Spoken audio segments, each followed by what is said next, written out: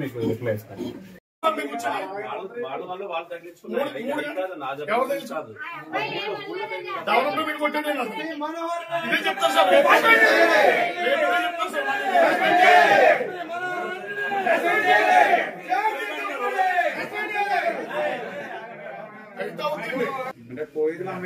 మాజీ ఎమ్మెల్యే గారు ఇక్కడ కూర్చుంటే ఏదో ఎలా ఉందంటే రిసిప్ట్ కాపీ మీరు కంప్లైంట్ తీసుకున్నారు, రిసిప్ట్ కాపీ కూడా అడుగుతాను.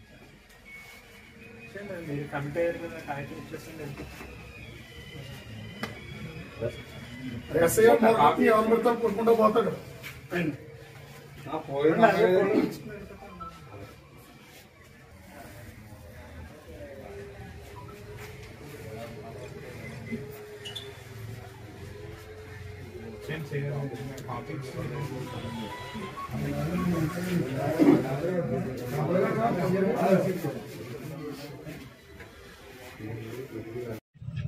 ఇంకో పడని పర్లేదు చూచామా. అయితే ఎఫ్ఐఆర్ రిజిస్టర్ చేయకపోయినా లేకపోతే సంబంధించినటువంటి ఎస్ఐ మీద యాక్షన్ తీసుకోకపోయినా డెఫినెట్గా ఈ విషయాన్ని మాత్రం ఇంకా కాస్త సీరియస్గా తీసుకునేటటువంటి కార్యక్రమం జరుగుతుంది.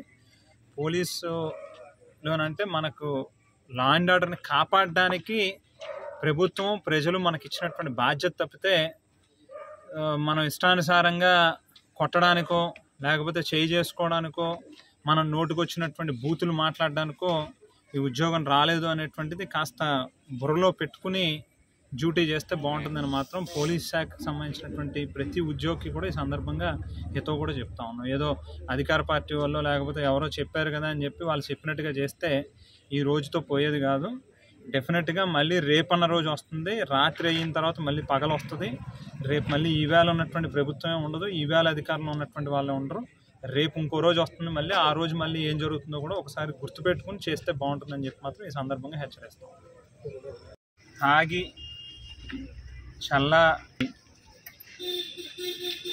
దాడి చేసి ఆ ఇంటి మీదకి రాళ్ళు వేసిరి ఆ పిల్లోని కొట్టడానికి అది వెళ్తే తల్లి కాశీరామ్ తల్లి దగ్గరుండి రాజమండ్రి అతనికి తగిలినటువంటి దెబ్బలకి రక్తం వస్తున్నటువంటి తరుణంలో ఆ పిల్లోని తీసుకెళ్ళి రాజమండ్రి గవర్నమెంట్ హాస్పిటల్లో అడ్మిట్ చేసి ఎమ్మెల్సీ కేసు అయితే రిజిస్టర్ చేస్తే ఈవేళ ఉదయం పోలీస్ డిపార్ట్మెంట్ వారు రాజానగరం పోలీస్ స్టేషన్ నుంచి ఎస్ఐ మనోహర్ రమ్మంటున్నాడు అని చెప్పి పిలిచి పోలీస్ స్టేషన్ దగ్గర వాళ్ళ తల్లి ఎదురుగుండానే, కాశీరామ్ తల్లి ఎదురుగుండానే ఆ పిల్లోడిని సుమారుగా 19-20 ఏళ్ళు వయసు ఉంటుంది, చిన్నపిల్లోడు. ఆ పిల్లోడిని పట్టుకుని కాశీరామ్ని ఇష్టం వచ్చినట్టుగా కొట్టి కళ్ళు తిరిగి ఆ పిల్లోడు ఆ దెబ్బలకి తట్టుకోలేక కళ్ళు తిరిగి పడిపోతే కాలుతో తంతు లెగురా యాక్టింగులు చేయకు అని చెప్పి బెదిరించి నువ్వు ఇంకా అతిగా చేస్తే నీ మీద నాన్ బెయిలబుల్ సెక్షన్లు పెడతానని, గాంజా కేసులు పెడతానని చెప్పి బెయిల్ రానివ్వకుండా రిమైండ్కి పంపించే కార్యక్రమం చేస్తానని చెప్పి బెదిరించినటువంటి పరిస్థితి.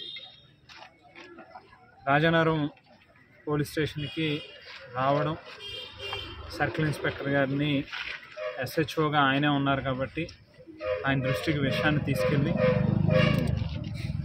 వారు కూడా ఎంక్వైరీ చేసుకున్నారు, అడ్మిట్ అవుతూ ఉన్నారు. జరిగినటువంటి సంఘటన ఆ కాశీరామ్ని కొట్టారు అనేటువంటి విషయాన్ని కూడా అడ్మిట్ అవుతూ ఉన్నటువంటి తరుణం కంప్లైంట్ని డ్రాఫ్ట్ చేసి ఇవ్వడం జరిగింది. తక్షణమే SI మీద FIR రిజిస్టర్ చేయాలి, ఆ పిల్లోడికి క్షమాపణ చెప్పించాలి, అలాగే ఇమీడియట్గా విధుల నుంచి సస్పెండ్ చేయాల్సినటువంటి అవసరం.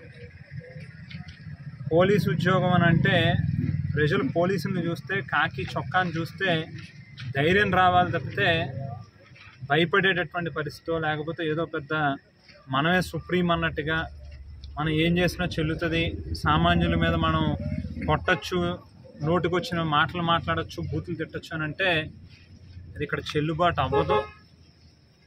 ఏదైతే మీరు విధుల్లో జాయిన్ అయ్యేటప్పుడు మీ బాధ్యతలు, మీకున్న పరిధులు, మీకున్నటువంటి డ్యూటీసు, మీ రెస్పాన్సిబిలిటీస్ అనేటువంటిది ప్రాపర్గా అయితేనే రాజానగరం నియోజకవర్గంలో ప్రత్యేకించి చెల్లుబాటు అవుతుంది తప్పితే ఏదో కాకి చొక్కా వేసుకున్నాం కదా అని చెప్పి ఎంతంటే అంత మనం ఏం చేస్తే చెల్లుబాటు అవుతుంది అనుకుంటే మాత్రం ఖచ్చితంగా ఇబ్బంది పడేటటువంటి పరిస్థితి వస్తుందనేటువంటి విషయాన్ని గుర్తుపెట్టుకోండి అని చెప్పి మాత్రం ఈ సందర్భంగా హెచ్చరిస్తాం.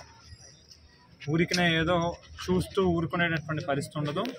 ఈ విషయాన్ని ఖచ్చితంగా హ్యూమన్ రైట్స్కి కావచ్చు, లేకపోతే రాష్ట్ర హోంశాఖకు సంబంధించినటువంటి సెక్రటరీకి, అలాగే DGP గారికి, స్థానిక SP గారికి కూడా కంప్లైంట్స్ పెట్టడం జరుగుతుంది.